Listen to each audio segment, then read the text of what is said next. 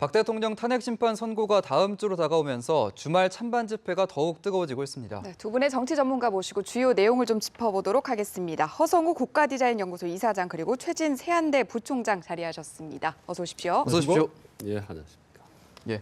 자, 오늘 집회가 헌재 탄핵 심판을 앞두고 마지막이 될 가능성이 크다 이렇게 분석이 되고 있는데 따라서 오늘 촛불과 태극기 집회의 세 대결이 극에 달할 것이다 이런 예측이 나오고 있는데 어떻게 분석하십니까?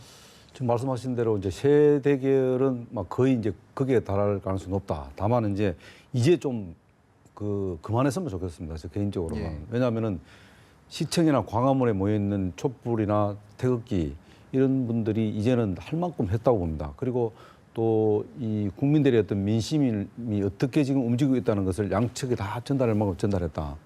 다만 이 이제 정치권에서 사실 자기들이 보려고 하는 그 시위만 민심만 보려고 하는 거죠. 민주당 예. 같은 경우는 촛불 시위만 보려고 하는 거고 예. 사실은 또 바른정당이나 자유한국당 같은 경우는 예. 또 태극기 집회만 보려고 하잖아요. 이렇게 할 경우는 양쪽 다 서로 태극기 집회나 촛불 집회를 모두 다 볼 수 있는 그런 좀 소통하는 그런 모습을 보였으면 좋겠다. 왜 이런 말씀 드리냐면은 예. 늘 그 민주당에서는 촛불 시위만 늘 얘기해 왔는데 사실 3.1절 태극기 집회가 제가 그 모든 집회를 한 번도 빠지면 다 가봤습니다만은 모든 집회를 통틀어서 3.1절 태극기 집회가 제일 군중들이 참석을 많이 했습니다. 왜 그것을 그러면 그것도 민심이거든요. 왜냐하면 태극기도 촛불로 다 국민들의 민심입니다. 그렇기 때문에 정치인들을 특히 대선 주자들만큼은 이런 집회에 나가서는 저는 안 된다고 봅니다. 왜? 그것은 양날이 칼이 될 수 있고 호랑이의 등에 올라탈 수 있다고 보는데 호랑이의 등에 올라타서 잘 가면 좋은데 자칫 호랑이 등에서 떨어지면 상처를 깊게 입는다는 이야기를 드리고 네, 싶습니다. 대선 주자의 집회 참가와 관련해서는 잠시 후에 더 자세히 짚어보도록 하고요. 일단 탄핵 심판 선고절의 마지막 주말 집회가 될 것이다라는 예상도 네. 나오고 있는데 오늘 집회의 규모나 내용이 탄핵 심판 여론에는 어떤 영향을 미칠 것으로 예상을 하십니까? 그래서 아무래도 영향을 미치지 않겠습니까? 예. 상당히 심리적 영향을 미친다고 봅니다. 다만 이게 보수의 진보, 촛불이나 태극기 이 집회의 규모에 따라서 강도에 따라서 어떻게 우리가 나중에 추후에 감당할 것이냐 이게 아니라고 보면 되잖아요. 이게 아니고 다만 이게 지금 국민의 다수의 여론 이 사실 80% 이상 가까이가 탄핵을 해야 된다는 그런 입장인데 네. 예. 그런 여론을 에도 불구하고 판결을 내릴 경우에 혹시 그것과 배치되거나 했을 경우에 어떻게 훗날 감당해야 될지 이 부분을 많이 생각을 한다고 봅니다.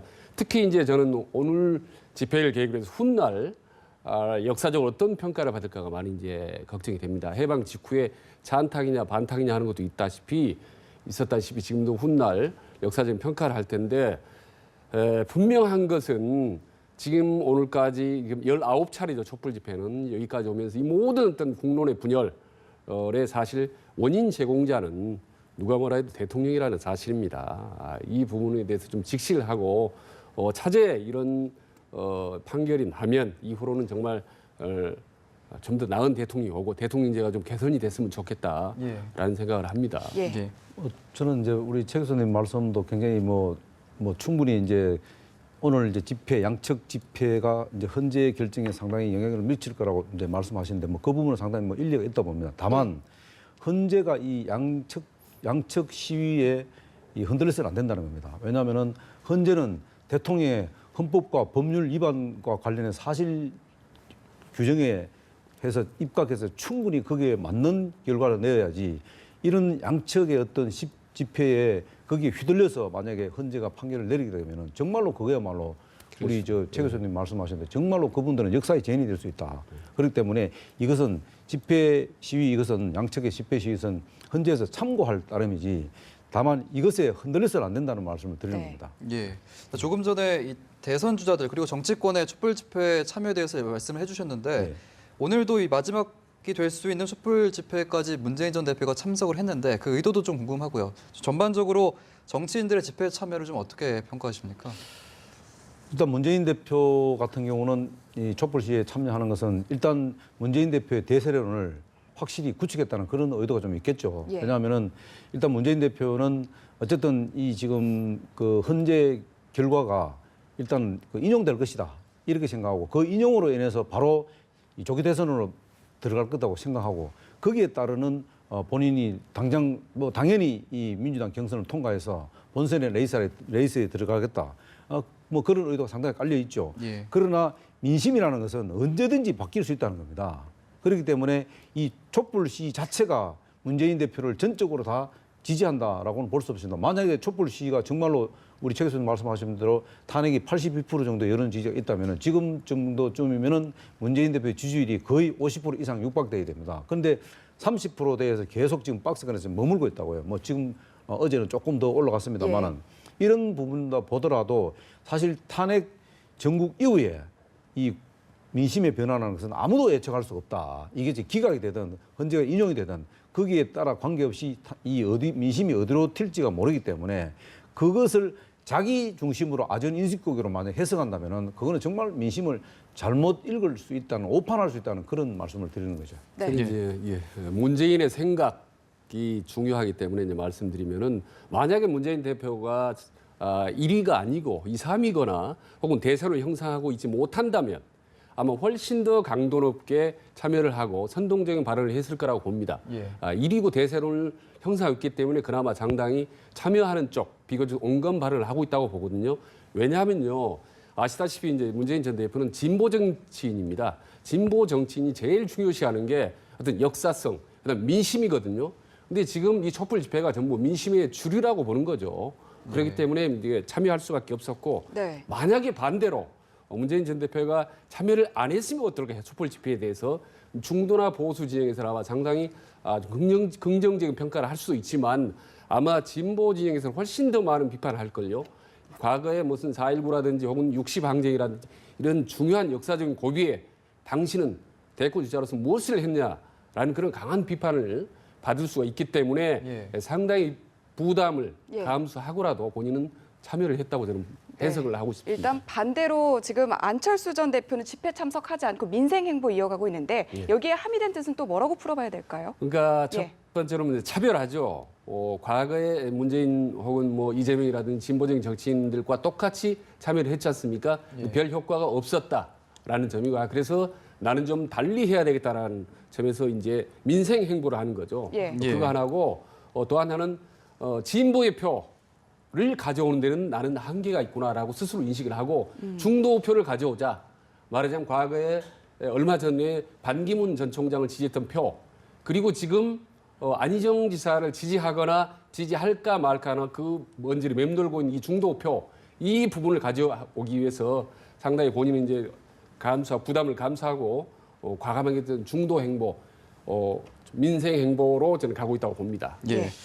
지금 이제 야당에서 되게 보면 이제 우리가 이제 야당의 진보 쪽에서는 주로 이제 뭐 시위를 주도하고 또 단식하고 이렇게 하지 않습니까? 그 부분은 굉장히 중요한 그 진보의 어떤 그 칼라인데 중요한 거는 뭐냐면 퇴로를 찾기 쉽지 않다는 겁니다. 예를 들어 단식을 했다 하는 데까지는 좋습니다. 단식을 멈춘다든가 시위를 멈출 때는 명분이 있어야 됩니다. 그 명분을 찾지 못하면은 다 그것을 뒤집어 쓴다는 거예요. 그래서 안철수 전 대표 같은 경우는 차라리 이 기회에 호남은 버리더라도 중도 보수 세력만큼 확실히 손에 쥐자.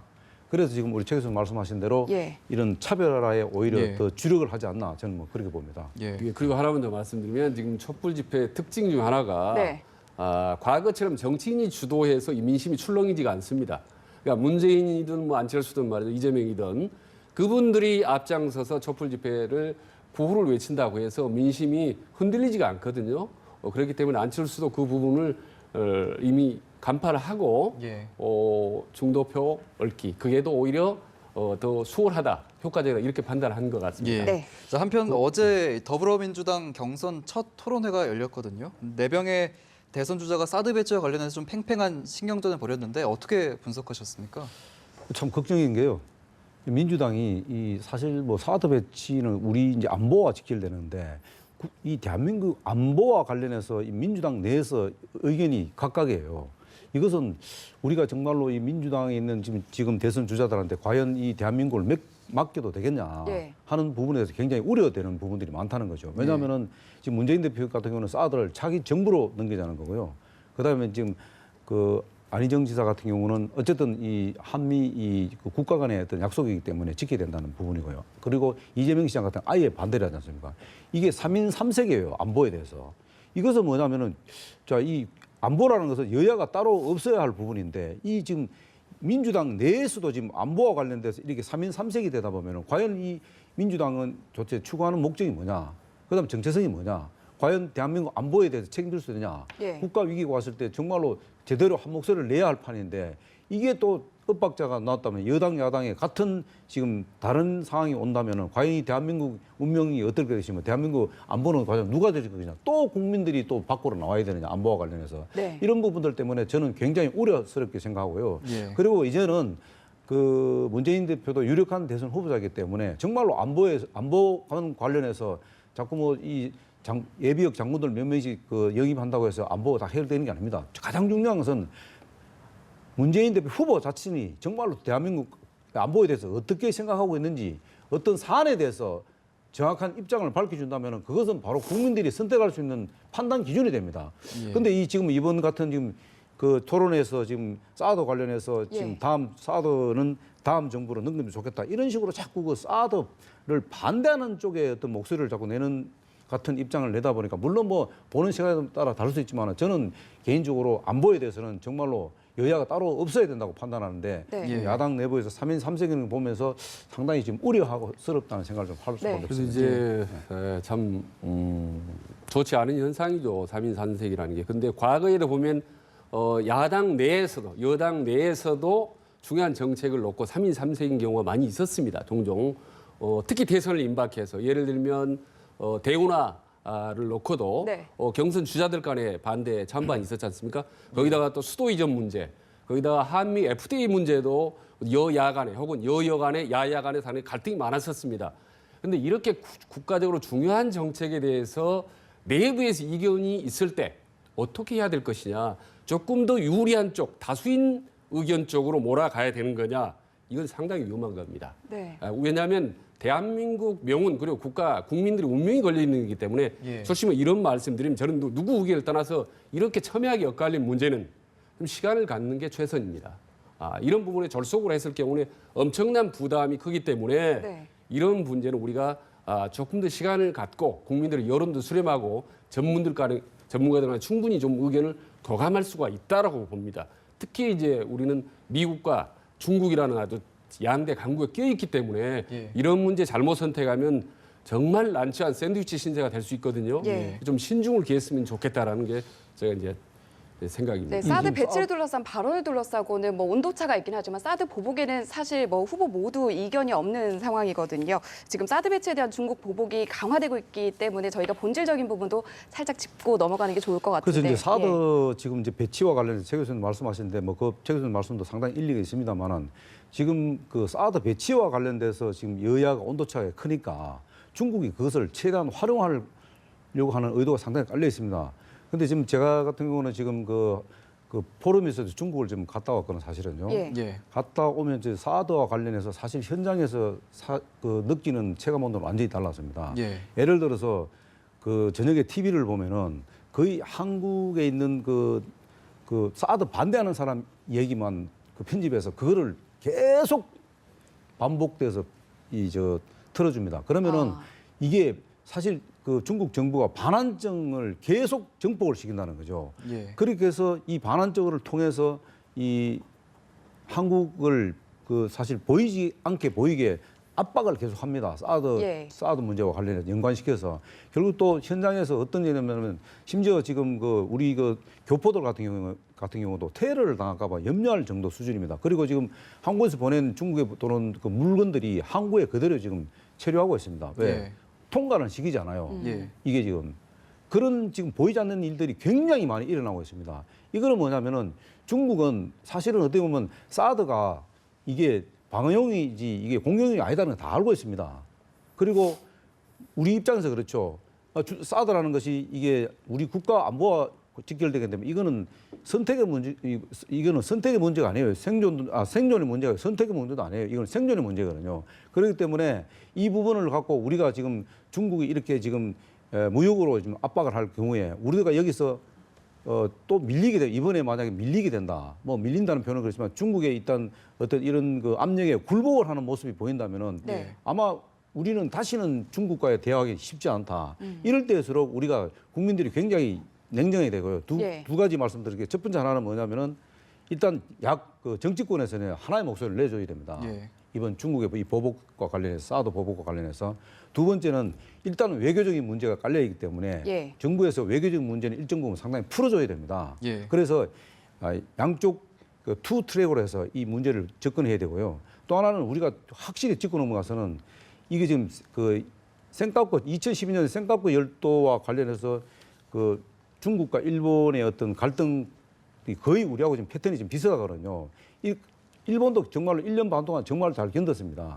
그래서 지금은 이 그 센카쿠 열도와 관계없이 상당히 지금 어떤 부분 그 피해는 있지만은 정상화가 됐습니다. 우리도 마찬가지입니다. 중국이 이렇게 보복으로 들어오면은 무한정 지향만 할 것이 아니고 굉장히 슬기롭게 이제는 뭐 구조도 수출 패턴도 중국 의존도에서 바꿔야 됩니다. 그리고 새로운 기술도 개발해야 되고 이렇게 해서 뭔가 좀 전략적으로 다변화하고 또 이 다원화할 수 있는 그런 방안도 찾을 필요도 있다. 네. 막연하게 뭐 중국을 겁을 낸다든가 이렇게 예. 뭐 예. 할 필요는 없다 이렇게 보는 거죠. 자세히 짚어주시면서 뭐 여러 가지 얘기를 해주셨는데 예, 또 아니요. 덧붙일- 정말 예. 중요한 말씀 하셨는데 예. 이 사드 문제로 중국에 다녀오셨다고 했지 않습니까? 근데 중 말씀 들어보면 지금 중국이 사드 문제로 우리에게 엄청난 압박을 가하고 있다.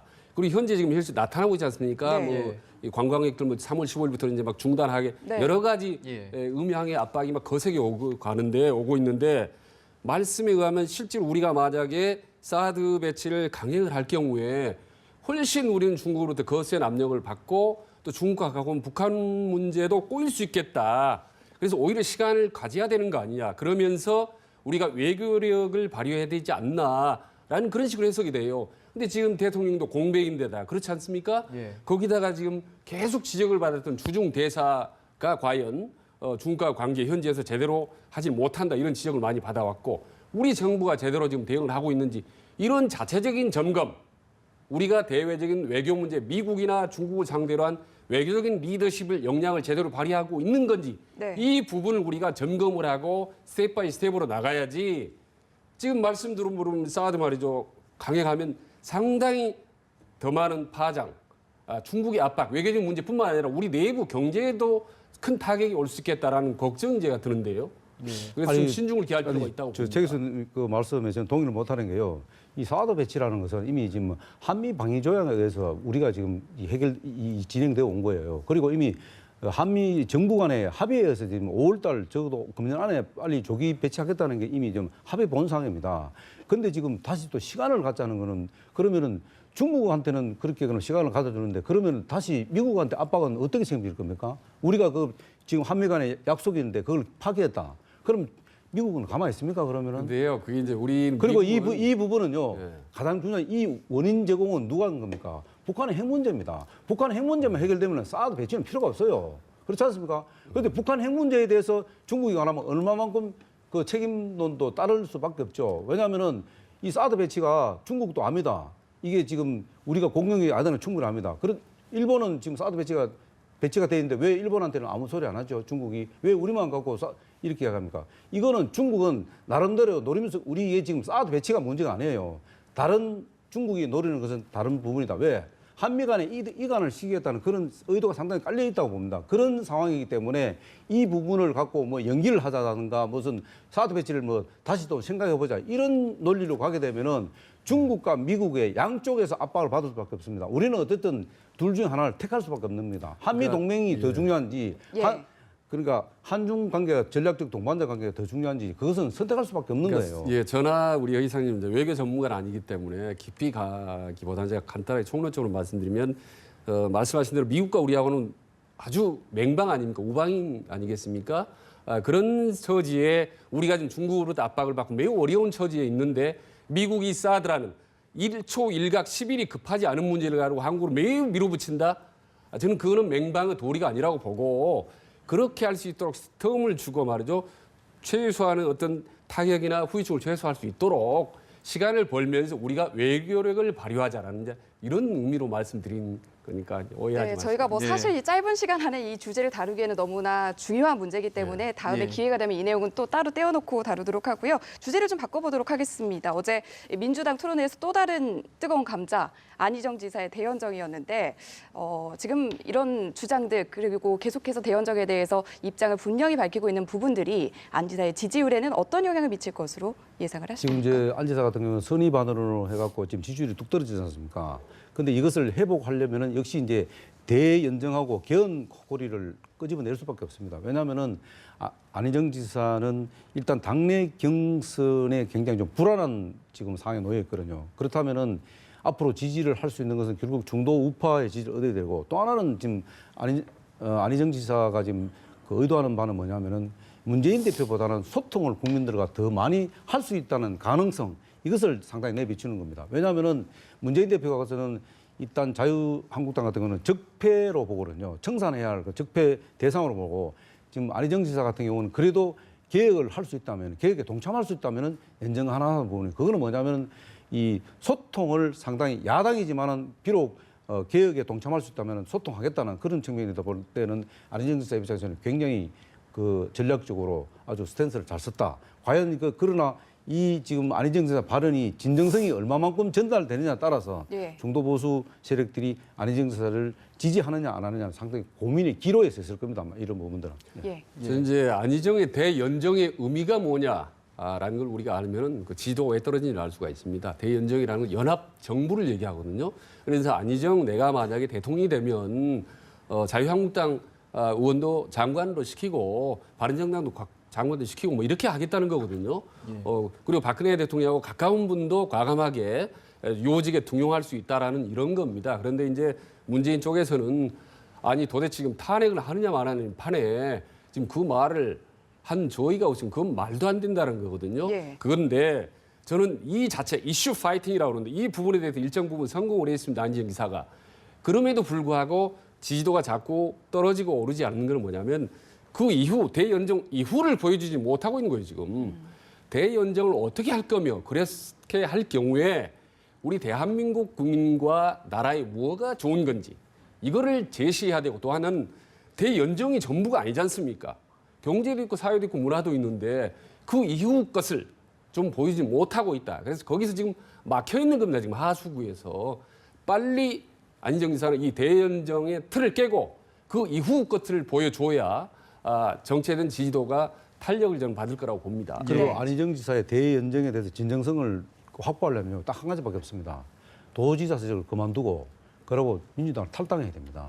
탈당을 해야지 대연정의 모습이 제대로 국민들에게 전달되고 그게 진정성이 확보됩니다. 그럴 때 안희정 지사가 중도 보수 세력들의 어떤 그 지지를 아마 상당 부분 흡수할 겁니다. 그러면은 안희정 지사는 그 아마 유력한 대선 후보자로 갈 가능성이 높다. 그러나 민주당에 몸담아 있으면서 대연정을 부르짖은 것은 이 진정성에 의구심을 갖는 국민들이 상당히 많기 때문에 지지자들이 가까이 가기는 좀 너무나 먼 당신이 될 수 있다. 이렇게 보는 예. 거죠. 자, 저희가 이제 헌재 얘기도 좀 해봐야겠는데요. 탄핵 심판 선고가 다음 주 후반쯤 내려질 것으로 보이는데 정치권 분위기가 어떻습니까? 아직까지 이렇다 할 입장을 내지 않고 있는데. 정치적으로 뭐 어쨌든 입장이 좀 많이 다르죠. 예. 뭐 자유한국당 같은 경우는 혹시 각하가 되지 않겠나 뭐 이런 이야기도 하는 쪽도 있고 민주당 입장에서는 뭐 당연히 뭐 인용돼야 된다 하지만 저는 이제 개인적으로 일단은 그 헌재에서 일단 헌법 위반과 법률 위반이 정말로 중대한 사항이 돼야 된다. 그냥 단순히 헌법 위반, 법률 위반으로서는 이 헌재가 결정을 하지 않을 거로 봅니다. 중대한 위반으로 인해 갖고 국정 운영에 상당한 그 우려가 국정 운영이 상실될 만한 그런 중대한 죄를 지어야 됩니다. 네. 그런 상황들을 사실관계를 따져본다면은 적어도 이 시간을 제한해놓고 뭐 이정미 재판관 퇴임 전에 반드시 선고해야 된다는 건 저는 동의할 수 없습니다. 네. 그게 뭐 조금 늦더라도 물론 국정공백을 때문에 상황 때문에 빨리 선고를 해야 됩니다. 그러나 반드시 이정미 재판관 퇴임 전에 선고를 해야 되겠다는 그런 그 조급함을 갖는다면은